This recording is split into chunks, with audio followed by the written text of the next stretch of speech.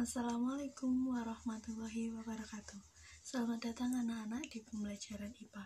Kali ini kita akan membahas tentang sistem pencernaan makanan pada manusia. Apabila kita merasa lapar, apa yang harus kita lakukan? Ada yang bisa jawab? Ya, benar sekali.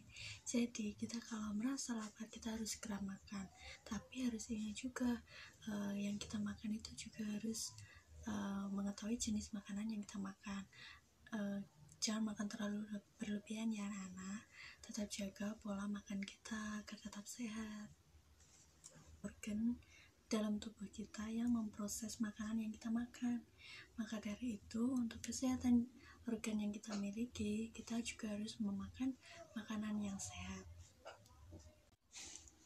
Nah, apa saja sih jenis makanan yang harus kita konsumsi? Iya, benar sekali. 4 sehat, 5 sempurna. Apa aja itu? Makanan pokok. Ya, makanan pokok itu seperti nasi, jagung, seperti yang mengandung karbohidrat. Ada juga makanan pauk, itu seperti daging-dagingan mengandung lemak dan juga protein. Terus juga ada sayuran yang mengandung vitamin juga ada, terus buah-buahan, dan satu lagi susu dan juga mineral. Jadi, makanan-makanan yang kita makan itu akan diproses oleh tubuh kita. Tubuh kita memiliki alat untuk mencerna makanan. Apa aja itu? Ada 2 pembagian, yaitu alat utama dan juga alat tambahan. Untuk alat utamanya itu ada mulut, esofagus, lambung, usus halus, usus besar, dan juga anus. Terus untuk alat tambahannya ada 3, yaitu gigi, lidah, dan juga kelenjar. Untuk penjelasan lebih lanjut nanti kita akan bahas, oke? Kemudian mari kita mengenal apa aja proses untuk mencerna makanan di dalam tubuh kita. Nah, yang pertama itu ada ingesti. Apa itu ingesti? Ingesti itu proses memasukkan makanan ke dalam tubuh melalui mulut.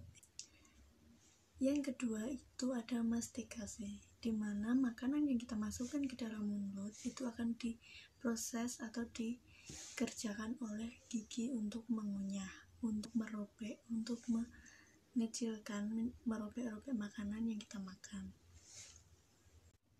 Setelah makanan dikunyah, dihancurkan, dirobek di dalam mulut, apa yang terjadi? Yang terjadi yaitu deglutisi, di mana makanan yang sudah diproses di mulut itu diarahkan ke dalam tubuh melalui kerongkongan yang akan dibantu oleh lidah. Proses selanjutnya yaitu digesti, di mana makanan yang sudah melalui kerongkongan itu akan diproses menjadi molekul yang lebih sederhana, dibantu oleh enzim yang ada di lambung. Proses selanjutnya yaitu absorpsi, di mana terjadi penyerapan di dalam usus halus. Dan proses yang terakhir yaitu ada defekasi. Defekasi itu apa? Defekasi itu proses terakhir yang terjadi di dalam sistem pencernaan yang membuang sisa makanan yang sudah tidak dibutuhkan lagi oleh tubuh kita melalui anus. Selain itu, dalam proses pencernaan makanan dibantu oleh 2 jenis proses lagi. Apa itu? Pencernaan mekanik dan juga pencernaan secara kimiawi. Pencernaan secara mekanik itu proses pengubahan makanan yang kasar menjadi halus, dan ini berada di daerah mulut.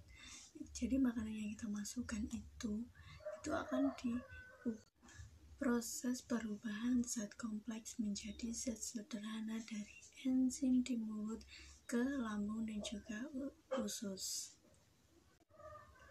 Untuk proses pencernaan makanan, tubuh kita memiliki saluran-salurannya. Di antaranya dimulai dari mulut. Mulut yang pertama, makanan yang kita masukkan itu, yang pertama di mulut itu kan ada gigi. Nah, di gigi itu fungsinya untuk merobek-robek makanan, menghaluskan makanan yang dari kasar ke halus, terus besar ke kecil. Jadi yang pertama itu makanan masuk langsung dikunyah oleh gigi kita. Nah, itu fungsi dari gigi kita agar makanan lebih mudah diproses.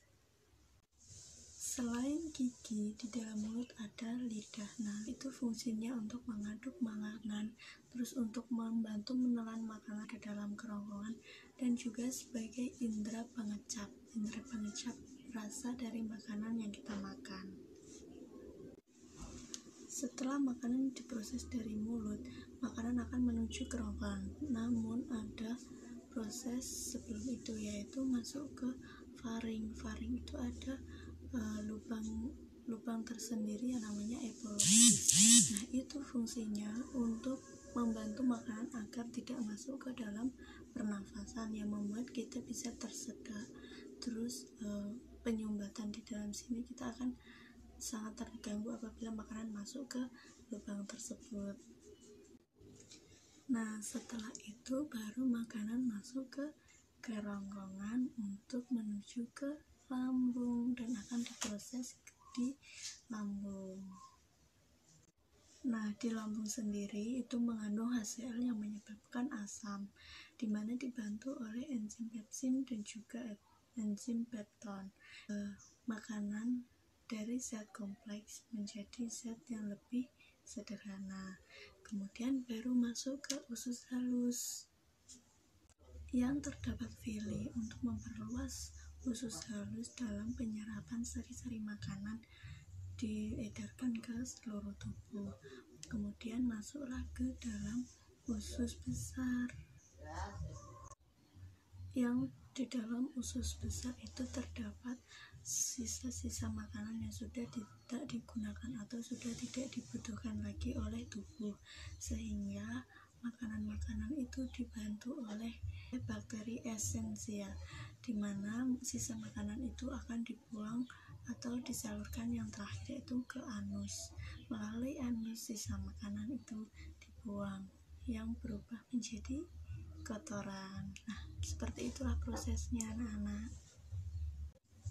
Dari proses-proses makanan tadi itu memerlukan kelenjar pencernaan yang ada di dalam tubuh kita, yaitu ada 5. Apa aja itu? Yaitu kelenjar ludah yang ada di dalam mulut. Kelenjar ludah memiliki 3 pasang, di antaranya yaitu kelenjar parotis yang berada di bawah telinga ini. Nah, ini kelenjar parotis. Kemudian ada kelenjar submandibularis yang ada di bawah rahang. Yang terakhir yaitu ada kelenjar sublingualis, yaitu ada di bawah lidah. Nah, ada di situ. Itu ketiganya ya yang dimiliki oleh kelenjar ludah. Kemudian ada kelenjar lambung. Kelenjar lambung itu mengandung sel-sel kelenjar sebagai pencernaan yang menghasilkan getah lambung dan mengandung asam-asam lambung, enzim renin, enzim pepsinogen yang berfungsi membunuh kuman atau penyakit bakteri yang masuk bersama makanan dan mengaktifkan pepsinogen. Dinding lambung menghasilkan hormon gastrin untuk mengeluarkan sekresi getah lambung.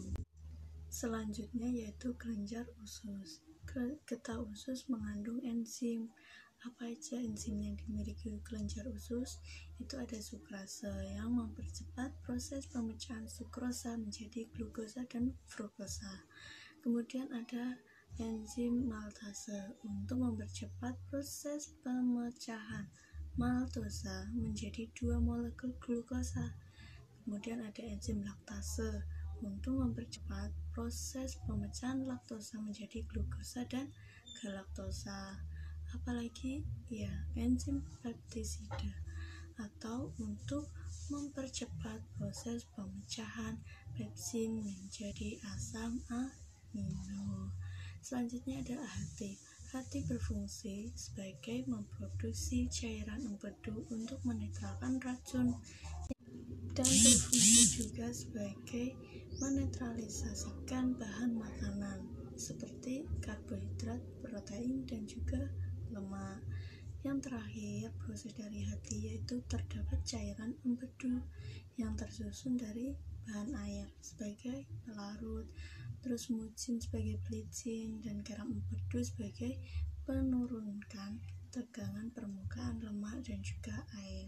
Nah, yang terakhir yaitu pankreas. Pankreas berperan sebagai kelenjar eksokrin yang menghasilkan getah pankreas ke dalam saluran pencernaan, dan kelenjar endokrin menghasilkan hormon insulin. Nah, terdapat 3 enzim di dalam pankreas. Apa aja itu? Ada lipase sebagai pemecahan lemak, tripsin sebagai pemecahan protein, dan juga amilase sebagai pemecahan pate. Nah, itulah 5 kelenjar yang dimiliki oleh tubuh untuk proses pencernaan makanan. Setelah mengetahui apa saja dan bagaimana proses pencernaan makanan pada manusia, nah sekarang mari mengenal apa aja gangguan yang terjadi pada sistem pencernaan makanan. Yang pertama yaitu diare. Itu terjadi infeksi pada kolon karena bisa saja kita karena makan yang terlalu pedas. Terus yang kedua yaitu ada sembelit. Nah, sembelit itu karena gimik masuk ke dalam usus harus bergerak sangat lambat karena kita itu kurang cairan, atau bisa juga kita harus makan dengan sayuran agar tidak sembelit. Yang ketiga yaitu ada peradangan pada dinding lambung. Itu karena kita sering melewatkan makan karena pola makan kita tidak teratur. Itu kesalahannya. Nah, kita kan sudah mengetahui gangguan yang ada di sistem pencernaan makanan kita. Yang berikutnya yaitu tentang bagaimana sih kita menjaga kesehatan untuk menjaga sistem pencernaan kita. Nah, dimulai dari kita pada saat makan itu harus benar-benar dikunyah dengan baik. Nah, yang kedua yaitu mengkonsumsi makanan berserat. Itu perlu. Terus ada juga yang paling penting yaitu minum air. Minum air putih itu sangat diwajibkan. Terus hindari makanan dan minuman dingin pedas, itu dihindari. Yang berikutnya yaitu makan secara teratur. Nah, ini penting banget agar tidak terjadi mah. Terus ada juga yaitu kita harus menjaga kita itu jangan terlalu stres agar sistem pencernaan kita juga berjalan dengan baik. Terus yang terakhir yang paling penting juga yaitu menjaga kebersihan makanan, menjaga jenis makanan kita yang kita makan itu apa aja. Kita harus bisa mengolah makanan-makanan yang akan kita makan. Nah, selanjutnya saya akan memutarkan video tentang proses pencernaan makanan pada manusia.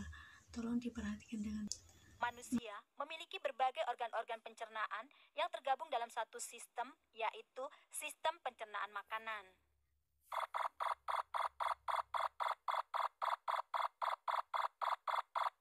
Mari kita lihat bagaimana organ-organ tersebut bekerja mencerna makanan sebagai satu sistem. Makanan yang masuk ke dalam mulut akan dihancurkan oleh gigi sehingga berukuran lebih kecil dan memiliki permukaan bidang sentuh yang lebih besar. Ludah yang dihasilkan kelenjar ludah akan membantu melunakkan atau melarutkan makanan sehingga mudah dicerna. Bersamaan dengan itu, antara ludah dan makanan yang mengandung karbohidrat terjadi pencernaan kimiawi. Oleh lidah, makanan akan dibentuk menjadi bola-bola kecil yang disebut bolus. Dengan bantuan lidah, bolus didorong masuk ke dalam kerongkongan.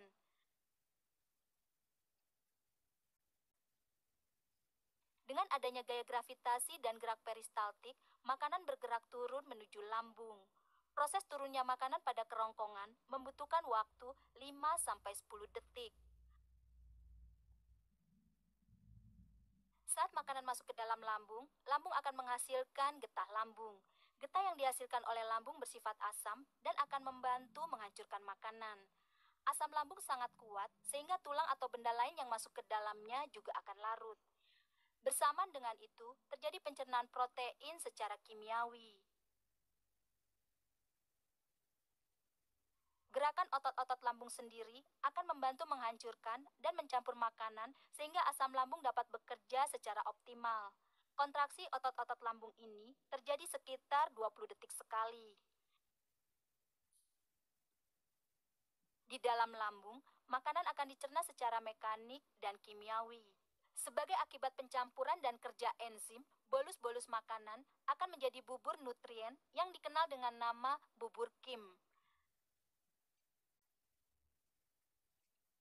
Pencernaan makanan di lambung terjadi selama 2-6 jam. Setelah itu, bubur Kim akan dialirkan sedikit-sedikit ke dalam usus halus. Usus halus. Di dalam usus halus, tepatnya bagian usus 12 jari, bubur Kim yang dikirim oleh lambung akan bercampur dengan getah pencernaan. Getah pencernaan sendiri berasal dari pankreas, hati, kantung empedu, dan sel-sel kelenjar pada dinding usus halus sendiri. Sambil dicerna secara kimiawi, bubur Kim akan bergerak menyusuri usus halus karena adanya gerak otot-otot usus yang disebut peristaltik usus halus. Sepanjang usus halus, khususnya usus kosong dan usus penyerapan sari-sari makanan dan air akan terjadi. Sari-sari makanan akan masuk ke dalam pembuluh darah melalui dinding jonjot-jonjot usus. Pencernaan akhir dan penyerapan yang terjadi di dalam usus halus ini memakan waktu 5-6 jam. Sari-sari makanan selanjutnya akan diedarkan ke seluruh tubuh. Sementara, sisa makanan yang sebenarnya masih mengandung zat yang masih berguna akan diolah sekali lagi sebelum akhirnya dikeluarkan dari dalam tubuh. Di antara dua kejadian tersebut, yang manakah yang akan kita amati selanjutnya?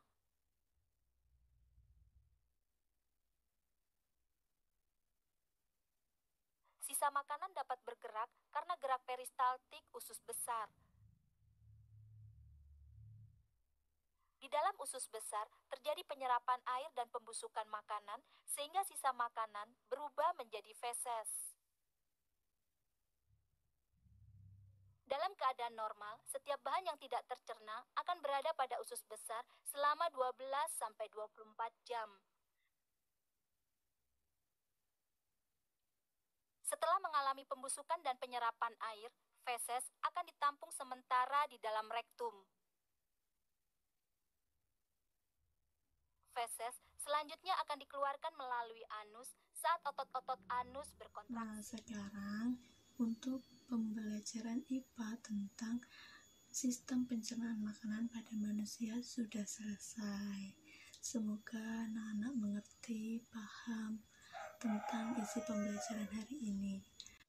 Apabila anak-anak memiliki pertanyaan tentang materi ini, bisa sertakan di kolom komentar. Nah, sekian dan terima kasih untuk perhatiannya anak-anak. Sekian dari pembelajaran hari ini. Tetap semangat belajar. Wassalamualaikum warahmatullahi wabarakatuh.